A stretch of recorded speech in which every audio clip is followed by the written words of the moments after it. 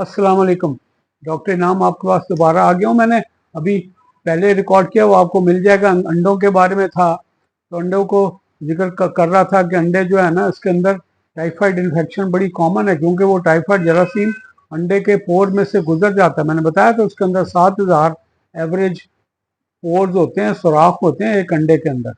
तो ये जो टाइफाइड है, ये जो साल्मोनेला जरासीम है, इसको साल्मोनेला जरासीम है जो उसके अंदर वो बहुत सारी इसके अंदर इसको साल्मोनेलोसिस भी कहते हैं। इसकी तकरीबन 2000 सीरोटाइप्स हैं, और जो सारी की सारी जो सीरोटाइप्स हैं, ये आपका मेंबर हैं स्पीशीज साल्मोनेला एंटेरिका। तो ह्यूमन इन्फेक्शन जो है ना, इंसानों को जो इन्फेक्शन होती है, वो साल्मोनेला एंटेरिका से होती है, उसकी वजह से फैलती है। और जो उसकी सब स्पेशी एंटेरिका है, और इसकी 3 सब टाइप्स हैं। एक है टाइफाइड, जो एंटेरिक यानी टाइफाइड फीवर करता है। फिर एक टाइफी म्यूरियम है, जो कि आपकी एंटेरोकोलाइटिस यानी आंतों की सोजिश करता है, डायरिया वगैरह कर सकता है। ये जो टाइप है, ये टाइफी म्यूरियम है। एक होता है कोलेरियासिस, ये सेप्टिसिमिक टाइप है, इन्फेक्शन करती है, बैक्टीरिया यानी खून में इन्फेक्शन कर सकती है, और इवन फोकल जगह पे भी आपका इन्फेक्शन और वो पस वगैरह बन जाती है। तो ये सारी की सारी जितनी टाइप्स हैं, ये सारी ट्रांसमिट होती हैं बाय इंजेक्शन ऑफ ऑर्गेनिज्म, यानी जो टाइफाइड का जरासीम खाने से मिलती हैं। तो यानी इसका मतलब है हमारा हमने कोई डाइट कंज्यूम कर ली, प्रॉपर धोया नहीं है या इम्प्रॉपर धोया है और खाया है उसको, या कोई ऐसा जूस ले लिया जो खासतौर पे टिंटेड कहते होते हैं, कलर्ड जूसेस हैं, फल हैं, उसके अंदर से मिलता है। और ये हमारी जो वेजिटेबल सारी हम खाते हैं, रॉज, खीरा, ये मूली, गाजर, क्योंकि ये वहाँ से आती है, उसके अंदर खाद होती है, खाद के अंदर हर किस्म के जरासीम होते हैं, तो इनका धोना बड़ा असेंशियल है। हाइजीन इंपॉर्टेंट है। अगर हाइजीन आपका ख्याल रखें तो ये जो टाइफाइड होता ही नहीं। एक ज़माने में टाइफाइड का बड़ा खौफ हुआ करता था, वो समझते टाइफाइड हुआ बंदा गया। उसके बाद फिर लोगों ने लाइटली ना, एंटीबायोटिक अच्छी आ गई हैं, लोगों को पता चल जाता है, तशखीस बेहतर हो जाती है। कुछ लोगों की न्यूट्रिशनल जो वो भी इम्प्रूव किए हैं, डिफेंस सिस्टम अच्छा होता है। तो इसके लिए उन्होंने मुख्तलिफ कोड दिए हुए। एक ICD कहते हैं, इंटरनेशनल क्लासिफिकेशन ऑफ डिजीज़, वो ताकि रिकग्नाइज करने के लिए, लेबलिंग के लिए, डॉक्यूमेंटेशन के लिए करते हैं। उसके जो उन्होंने कोड दिए हुए हैं, 1 भी होता है, लेकिन उसको आमतौर पे मैं समझ रहा हूँ AO 100। ये जो है ना टाइफाइड फीवर है, अनस्पेसिफाइड है, यानी उसका स्पेसिफिकेशन नहीं है कि किस किस्म का है, उसको AO 100 लेबल करते हैं। इसके बाद AO 101 है, जो कि टाइफाइड का मेनिंजाइटिस है, गर्दन तोड़ बुखार है, खतरनाक किस्म की चीज़ है। जब टाइफाइड के साथ मेनिंजाइटिस हो जाए, लाइफ के लिए थ्रेटनिंग है, तो उसको लेबल करते हैं AO 101। फिर इसके बाद एक AO 102 है, वो है टाइफाइड जिसके अंदर हार्ट इन्वॉल्व हो जाए, यानी अगर टाइफाइड फीवर है उसमें हार्ट इन्वॉल्व हो गया, तो वो कौन सी टाइप है? AO2। फिर उसके बाद AO3 है, जिसके अंदर टाइफाइड नमूनिया है, यानी आपके लंग्स में नमूनिया चला गया, तो वो भी टाइफाइड फीवर है, लेकिन 103 है। ये अपनी आसानी के लिए साइंसदानों ने डॉक्यूमेंटेशन के लिए, उनके जो इंश्योरेंस क्लेम्स है उनकी, उसके लिए किया हुआ। तो ये शुरू कैसे होते हैं? एक तो मैंने बताया ये इंजेक्शन, यानी आपको मुंह के जरिए जरासीम अंदर जाता है, और इसमें थोड़ा सा लो ग्रेड फीवर शुरू होता है, और ये तकरीबन जब आपने इंजेक्शन कर लिया, आपने जरासीम अंदर चला गया, ये 6 से लेके 30 दिन तक भी ले सकता है बुखार शुरू होने में। तो लो ग्रेड फीवर होता है, ग्रेजुअली बिल्डअप होता है, और कहते हैं स्टेप लैडर फैशन में, यानी ज़्यादा होता है, फिर थोड़ा स्टेबल हो जाता है, फिर ज़्यादा हो जाता है, जैसे सीढ़ी होती है उस तरह करता हूँ। मैक्सिमम 104 तक भी चला जाता है, लोग इससे भी ज़्यादा गए हैं। और उसके बाद फिर ये वो कई बार रिकवर खुद भी हो जाता है। इसके साथ सिम्टम, कॉन्स्टिट्यूशनल सिम्टम आ जाते हैं, यानी आपकी बॉडी के अंदर थकावट होती है, बुखार है, हेडेक है, सर्दी लगती है, और ये इसके अलावा वीकनेस महसूस करती हैं, फिटीक महसूस करते हैं, सारे जिस्म में दर्दें होती हैं, पेट में दर्द हो सकती है, मरोड़ पड़ सकते हैं, डायरिया हो सकता है, कब्ज हो सकती है, और कभी रैश भी डेवलप कर लेता है। ये एक पेप्यूल होता है जो छोटा सा रेस स्पॉस है, उसकी शक्ल थोड़ी सी वेरी करती है। ये रेडिश कलर का होता है, 2-3 मिलीमीटर का यूजली होता है, लेकिन 1 सेंटीमीटर से कम होता है। और ये ब्लैंच करता है प्रेशर में। उस पर अगर अंगूठे से दबाएं तो वो जो है ना वो गायब हो जाता है। ये कुछ इसको वो उसका नाम उन्होंने दिया हुआ कि रैश का, कि रेड रैश होता है। तो तकरीबन ये हो सकता है 3 से 4 दिन रह सकता है।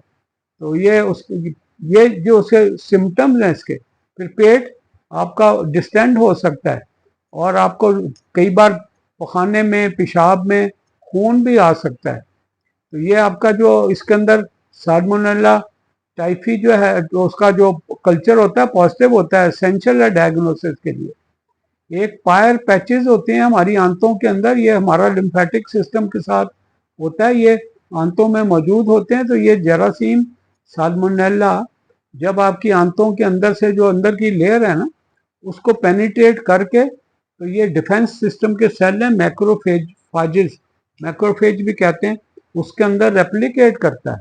और रेप्लिकेट करने के बाद ये आंतों को परफोरेट कर सकता है, आंतों में सुराख कर सकता है। तो बड़ी डिजास्टर किस्म की कॉम्प्लिकेशन है। आंत में सुराख हो जाए तो सारा आंतों का मटेरियल पेट में फैल जाता है, डिस्टेंशन होती है और वो बड़ी इमरजेंसी है, उसके लिए सर्जरी तक करनी पड़ती है। तो ये सारे सिम्टम इसमें आ जाया करते हैं, तो इसलिए इसका ख्याल रखना चाहिए।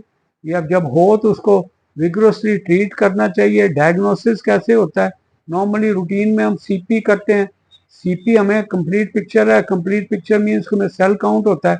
बैक्टीरियल इन्फेक्शन होती है तो यूजली उसके अंदर टीएलसी यानी total leukocyte count, white cell count ज़्यादा होता है।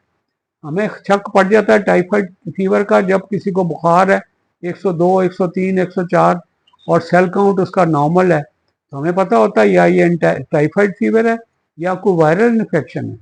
तो ये एक तरह का एक सिंपल टेस्ट है। इसके बाद फिर उन्होंने एक पहले विडॉल टेस्ट था, हमारे कॉलेज के शुरू के ज़माने में विडॉल टेस्ट करते थे, जो कि टाइफाइड के खिलाफ जिस्म की दफा यानी एंटीबॉडीज़ को डिटेक्ट करता है, लेकिन इसकी इंपॉर्टेंस रही नहीं। स्पेशली हमारे यहाँ इसके अंदर फॉल्स पॉजिटिव काफ़ी होते हैं। फॉल्स पॉजिटिव का मतलब होता है वो टेस्ट जो टाइफाइड नहीं भी और वो पॉजिटिव बता रहा है। स्पेशली हमारे सर्कमस्टांसिस में जहाँ बहुत ज़्यादा कॉमन टाइफाइड है तो इसकी इतनी वैल्यू नहीं है। फिर वो डॉट टाइफी कहते थे, टाइफी डॉट कहते हैं। ये भी एक बड़ा अच्छा टेस्ट है जो आपकी बॉडी की डिफेंस को चेक करता है। आईजीजी और आईजीएम, इम्यूनोग्लोबुलिन जी और इम्यूनोग्लोबुलिन एम को डिटेक्ट करता है। जी पुरानी इन्फेक्शन को जाहिर करता है, एम जो प्रेजेंट इन्फेक्शन को। ये भी इसकी बड़ी अच्छी प्रोडिक्टिव वैल्यू है। लेकिन सबसे golden test, gold standard test जो है ना वो ब्लड कल्चर है। ब्लड कल्चर में आपका जो अगर पॉजिटिव होता है, निकल आता है, तो वो 100% आपका श्योरिटी के साथ कहते हैं, लेकिन वो 48 से 72 आवर्स लेता है ये इसको कल्चर करने में। तो ये बड़ी कॉम्प्लिकेशन है। अनट्रीटेड अगर आप छोड़ दें 100 को, तो उसमें अगर जो डेथ्स होती हैं उसमें जो काफ़ी हद तक जो है ना ये ट्रीटमेंट ना होने की वजह से होती है। तो लिहाजा ट्रीटमेंट करना बड़ा ज़रूरी है, वरना वो पायर पैचेस जैसे मैंने कहा तो उसमें से ब्लीडिंग हो जाए तो बड़ी बड़ी डिजास्टर्स किस्म की चीज़ें हैं। ट्रीट अर्ली, अब उसको डायग्नोज अर्ली करना है। ट्रीट अर्ली कहते हैं कोई आपने जैसे वो कॉम्प्लिसेंसी या जी चले हो जाएगा ठीक, ऐसे करने की जरूरत नहीं है, दवाई वाई लेनी ही चाहिए। और प्रिवेंशन बहुत ज़्यादा एसेंशियल है। उसके लिए पर्सनल हाइजीन है, सेफ फूड, वाटर और ये सारी चीज़ें करनी चाहिए। और इवन वैक्सीनेशन भी है इसकी मौजूद है, जिसकी वजह से टाइफाइड के चांसेस कम हो जाते हैं। तो अगर आपने हो गया किसी को तो एंटीबायोटिक्स लेते हैं, उसकी देख के उसके कल्चर के मुताबिक एडजस्ट कर सकते हैं। फर्स्ट लाइन में सिप्रोफ्लॉक्सासिन है जो आपकी उम्र के हिसाब से अडल्ट को 500 मिलीग्राम ट्वाइस ए डे 7 दिन तक ले सकते हैं। लीवोफ्लॉक्सासिन है, ये लीफ्लॉक्स वगैरह हैं, इसके ओफ्लॉक्सासिन है। ये सारा एक ग्रुप है जो कि इनिशियल ट्रीटमेंट में आता है। इसके बाद अगर ये जो रेजिस्टेंट हो, एफिकेसी ना हो, तो जो केफेलोस्पोरिन्स हैं, सफेक्सामीन है, जैसे इस तरह की चीज़ें, ये सेकंड लाइन में आता है। इसके बाद कुछ जो मल्टी ड्रग रेजिस्टेंट जरासीम आ जाते हैं, उसके लिए कार्बापेनम्स हैं, हमने कई बार इस्तेमाल किया है। मीरोपेनम है, इमीपेनम है, ये इंजेक्शन की शक्ल में, इन्फ्यूजन की शक्ल में देते हैं, जहाँ पे आपकी जो सेंसिटिविटी उसकी बता रही है कि मल्टी ड्रग रेजिस्टेंट है, उसमें देते हैं। तो फिर स्टीरॉयड दे देते हैं। बड़ी हैरानी की बात है, हमारे ज़हन में शुरू में था कि स्टीरॉयड इन्फेक्शन में देंगे तो इन्फेक्शन फ्लेयर अप हो जाती है। लेकिन मुझे याद है कि हमारे बड़े अच्छे बड़े भाइयों की शफीक थे, अली रजा जान हुआ करते थे, यहाँ पिंडी में लोग जानते होंगे, अजीज नर्सिंग होम होता था। तो मुझे कुछ देर हमारी कुछ सैलरी वाली डॉक्टर होते थे, मिलती नहीं, तो मैंने उनका क्लिनिक जाता तो उनके बड़ा शफीक थे वो, अल्लाह उनकी मग़फ़िरत करे, दुनिया से चले गए। मैं बाहर गया तो मुझे पता चला उनका। तो वो मैंने एक बार बुखार आया, बहुत देर से हो रहा था, तो उन्होंने उसको कहें इसको स्टीरॉयड देने हैं। मैं बड़ा राउंड में उनके साथ ही थे, गपशप लगाते थे, बड़े नफीस मैंने बताया इंसान थे। तो स्टीरॉयड देते हैं। मैंने सोचा, मैं कहा जी सर स्टीरॉयड, ये आगे इन्फेक्शन कंट्रोल नहीं हो रही, बुखार है, और हमने कहते हम दवाइयाँ दे रहे हैं, नहीं हो रहे, ठीक हो जाएगा। तो उन्होंने उसको स्टीरॉयड शुरू कर दिए। अगले दिन हम आए तो बिल्कुल वो फ्लैट, उसका टेम्परेचर बिल्कुल गायब हो गया। तो स्टीरॉयड भी वन ऑफ द जो जो हमें हेल्प करते हैं। कॉम्प्लिकेशन मैंने बताया था कि डेथ्स में उसके अंदर 30% जो है ना, अगर आपको किसी को हुआ तो आपके अनट्रीटेड है तो 30%, अगर जिनको वो कॉम्प्लिकेशन होती है उसमें डेथ रेट 30% है, जो बहुत ज़्यादा है। उसके अलावा ये होता है कि आपने उसको हाइड्रेशन का ख्याल रखना होता है, और आपने बुखार के लिए कोई पैनाडोल कर सकते हैं। अगर कोई शॉक वॉक में चला जाए ब्लीडिंग की वजह से, तो होता ही है, क्या कहते हैं जी, किसी का बुखार 104 चल रहा है, पेट में दर्द हुआ, आंते में परफोरेशन होगी पायर पैचेस की वजह से, तो फिर बुखार एकदम उसका टूट जाता है। तो हम समझते हैं बुखार उतर गया, लेकिन एक्चुअली वो ब्लीड इतना करता है कि टेम्परेचर होता है, डिफेंस बिल्कुल बैठ जाती है, शॉक में चले जाती है, तो जो लाइफ थ्रेटनिंग हो जाता है। इम्यूनाइजेशन मैंने कहा था, जो वैक्सीन इसकी मिलती हैं, ओरल भी हैं, इंजेक्टेबल भी हैं। ओरल लोग प्रेफर करते हैं, और ओरल के लिए आपके लिए वहाँ पे लाइव वैक्सीन मिलती है उनकी, और उसके लिए एक कैप्सूल देते हैं, एक दिन छोड़ के, खाने के 1 घंटे के बाद।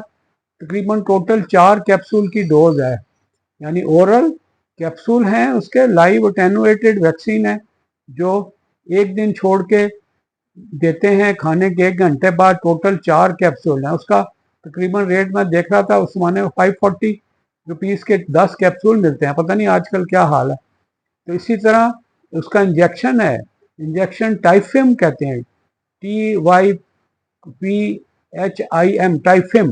ये 0.5 ml के प्री फिल्ड सिरिंजेस हैं, जो एक सिरिंज उसको लगती है और इंट्रामस्कुलर देते हैं। यूजुअली वैक्सीन हम डेल्टॉइड में देते हैं, मसल के अंदर देते हैं। आपको प्लंजर को खींचना है, जब ब्लड नहीं आया तो इंजेक्ट करना है। और ये तकरीबन इसके बाद आपको तकरीबन कोई बूस्टर आपका को उसके बाद कोई 5 साल के अंदर इसको बूस्टर देना पड़ता है, और ये इसकी कीमत तकरीबन 350 रुपीज़ पर इंजेक्शन के हिसाब से है। और अगर आपका ये बच्चे, इवन छोटे बच्चे 2 साल से ऊपर हैं, इनको ये वैक्सीन दी जा सकती है।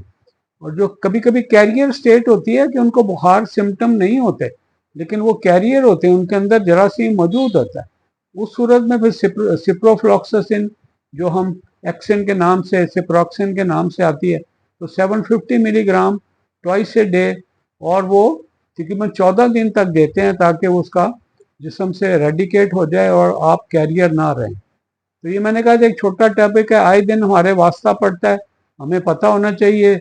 जब भी हो उसकी तशखीस करें, अर्ली देखें, डायग्नोस हो, अर्ली ट्रीटमेंट शुरू करें, तो बड़ी हद तक 99%, 98% लोग को कॉम्प्लिकेशन नहीं होती, ठीक हो जाते हैं। अपना ख्याल रखिएगा। अल्लाह हाफिज़, अस्सलाम वालेकुम।